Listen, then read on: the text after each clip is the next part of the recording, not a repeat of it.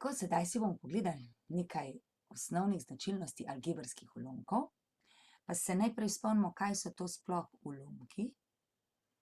Ulomek je vsak izraz, ki je zapisan z števcem zgoraj, to je števec, ospodaj je imenovalec in vmes je ulomkova črta. Do sedaj smo imeli takšne ulomke, kjer sta bila števec, imenovalec neki številki, recimo 3/4, 1/7 in tako naprej. Pri algebrskih ulomkih pa se pojavijo v vlogi števca oziroma imenovalca neke spremenljivke. Se pravi, algebrski ulomek je ulomek, ki ima v števcu ali imenovalcu poleg številko tudi spremenljivko. Recimo 2x minus 4 lomljeno z 4. To je že algebrski ulomek. Ali pa 3 lomljeno z x minus 3, ali pa x minus 3 lomljeno z 3x, pa 4x krat. Poljuben izraz je lahko v števcu in poljuben izraz v imenovalcu. In vse to so zdaj algebrski ulomki. Takoj se pojavi vprašanje, kdaj je vrednost ulomka enaka nič. Tukaj mislimo na algebrskega ulomka. Poglejmo najprej navadne ulomke. Recimo ulomek 0/4, kar pomeni isto kot 0 deljeno 4, je nič. Ali pa 0/7 je tudi 0 deljeno 7 je nič. Namreč deljeno lahko vedno zamenjamo z ulomkovo črto oziroma obratno. Takoj vidimo, da je ulomek enak nič, takrat, ko je v števcu nič. In za algebrski ulomek velja enako. Recimo, če imamo v števcu izraz x minus 4, pa naj bo v imenovalcu recimo x plus 5, kdaj bo ta ulomek nič? Takrat, ko bo izraz v števcu nič. In mi samo pogledamo, kdaj je x minus 4 nič? Takrat, ko je x enako 4.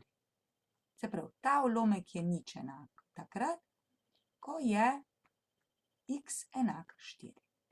Ali pa recimo, če imamo x minus 3 krat x plus 5 v števcu, imenovalcu pa 3x krat x minus 1, kdaj je ta ulomek enak nič? Takrat, ko je izraz v števcu enak nič. Kdaj pa je x minus 3 krat x plus 5 enako nič? Takrat, ko je to nič, ali pa ko je to nič. Ker če mi množimo recimo 0 krat 7, je to nič. Ali pa 7 krat nič je tudi nič. Kadar je eden od faktorjev nič, je produkt nič. In v našem primeru to pomeni, da bo ta ulomek enak nič takrat, ko bo x enak 3, ker potem imamo 3 minus 3 je nič, ali pa ko bo x enako minus 5. Definicija bi bila torej takšna. Vrednost algebrskega ulomka a od x, to je pač neki izraz z x-om zgoraj, in b od x neki izraz z x-om spodaj, enak nič, ko je izraz a od x v števcu enak nič. In zdaj, kakršenkoli ulomek imamo, recimo, če imamo zapisan takole, x kvadrat minus 3x minus 4, lomljeno z x kvadrat minus 5x plus 6, in nas zanima, kdaj je vrednost tega ulomka nič, pogledamo izraz v števcu. In se vprašamo, kdaj je x kvadrat minus 3x minus 4 enak nič. Da bomo to lahko rešili, moramo najprej ta izraz razstaviti. Po Vietovi formuli, se pravi, produkt mora biti minus 4, seštevek minus 3. Ker je produkt negativen, je torej enkrat minus, enkrat plus. Ker je ta večji, negativen, bo tukaj večja številka, se pravi minus 4 plus 1. In zdaj, kdaj je ta produkt nič? Takrat, ko je to nič ali pa ko je to nič. To pomeni, ko je x enako 4 ali ko je x enako minus 1. Druga stvar, ki nas zanima, pa je, kdaj je ulomek nedefiniran oziroma ne obstaja. Tukaj imamo sicer definicijo, se bomo na koncu k njej vrnili. Poglejmo, če imamo recimo mi ulomek 7 ulomljeno z nič in če na kalkulator tipkamo 7 deljeno z nič, kar odtipkajmo, bomo videli, da nam napiše kalkulator ero. Zakaj? Zato, ker ne smemo nikoli deliti z nič. Deljenje z nič ni mogoče, ne gre. In ulomek 7 ulomljeno z nič enostavno ne obstaja. Ne obstaja tudi ulomek 4 ulomljeno z nič, ali pa 6 ulomljeno z nič, ali pa x ulomljeno z nič. V kateremkoli primeru je vrednost izraza v imenovalcu, torej spodaj, enaka nič, to pomeni, da naš ulomek ne obstaja, ni definiran, je nedoločen. In ko mi dobimo algebrski ulomek, to zdaj pomeni, da moramo samo pogledati, kdaj je imenovalec enak nič. Se pravi, kdaj ne obstaja? Ne obstaja takrat, ko je ta izraz spodaj enak nič. In kdaj je to nič? Takrat, ko je x minus 3. Torej, ne obstaja za x je enako minus 3.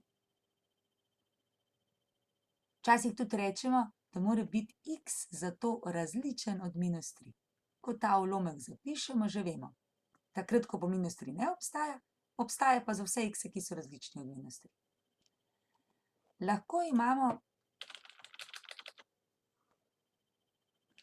poglejmo še nekaj primerov.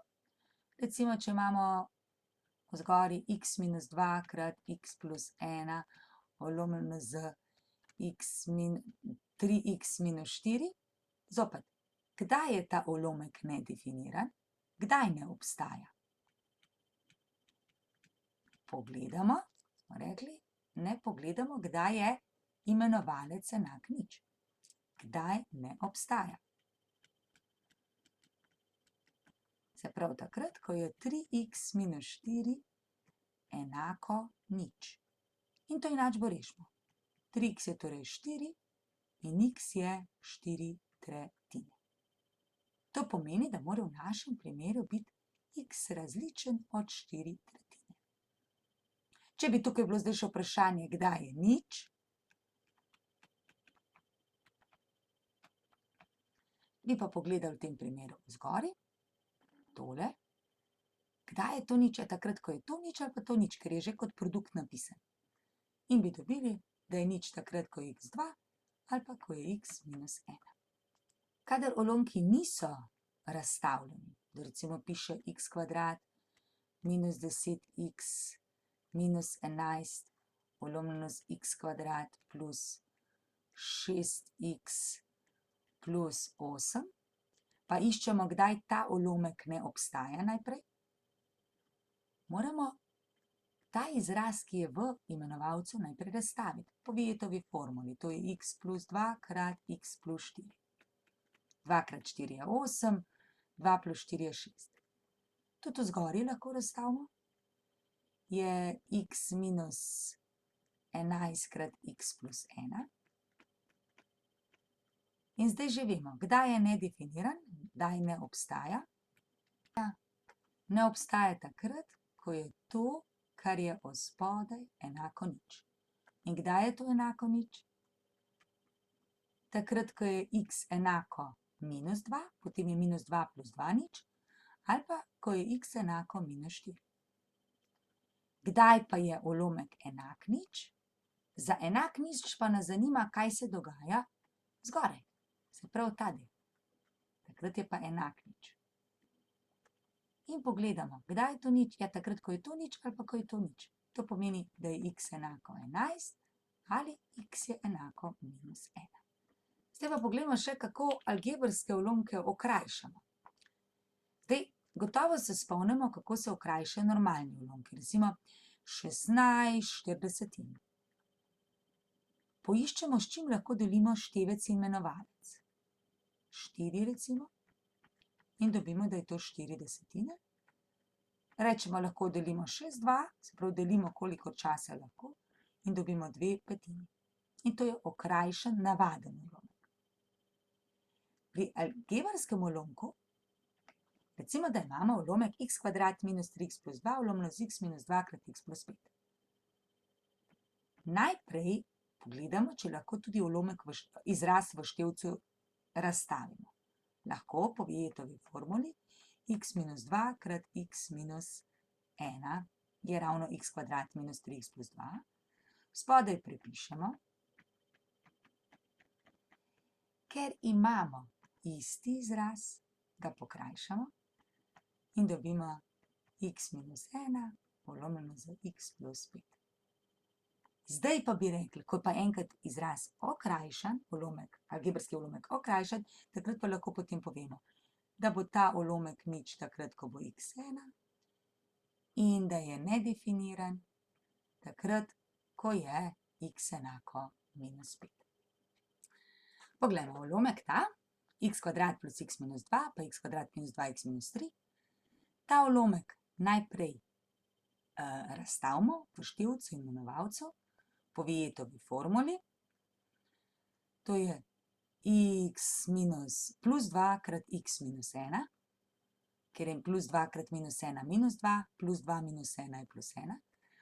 Spodaj pa je x minus 3 krat x plus 1. Ali se ta ulomek da kaj okrajšati? Ne, ker so sami različni faktorji. V tem primeru bi samo lahko rekel, da je nič ulomek. Kdaj? Takrat, ko je zgoraj nič, torej, ko je x enako minus 2 ali x je enako 1. In kdaj je nedefiniran oziroma ne obstaja? Takrat, ko je x enako 3 ali ko je x enako minus 1. V teh dveh primerih ulomek ne obstaja. Imamo pa lahko tudi ulomek, recimo takšen, tudi to je algebrski ulomek. A² krat b na 3 krat c na 4 ulomljeno z a na 4 b² c na 3. Tudi to je algebrski ulomek, saj so a, b, c neke spremenljivke. Tukaj pa že imamo napisano kot faktor in zdaj samo krajšamo. Kako? Ja, 3c lahko pokrajšamo, pa ostane en sam, 2b ostane en sam, in 2a in ostaneta 2a spodaj. Se pravi, zgoraj ostane 1 ulomljeno z a na kvadrat. Kdaj je ta ulomek nič? Nikoli, ker enka ne more biti nič. Kdaj je nedefiniran? Ko je a enako nič. Lahko pa algebrske ulomke tudi razširimo. Najprej kako normalni ulomek razširimo. Recimo 4/5 razširimo tako, da števec in imenovalec množimo z isto številko, recimo z 2. In je to 8/10. Lahko bi pa ta ulomek 4/5 razširili tudi z x. In dobimo ulomek 4x ulomljeno s 5x. Lahko bi ta ulomek 4/5 pomnožili z nekim izrazom, x plus 1 recimo. Pomembno je samo, da števec in imenovalec pomnožimo z istim številom. Potem pa ponavadi števec poračunamo, se pravi vsakega za sabo pomnožimo, medtem ko imenovalec puščamo vedno razstavljen. Lahko pa imamo že algebrski ulomek, pa ga prav tako pomnožimo z nekim izrazom, recimo z x plus 3. In ko ga razširimo, spodaj v imenovalcu pustimo, nič ne računamo, medtem ko v števcu vedno izračunamo. Po Vijetovi formuli x² plus 4x plus 3.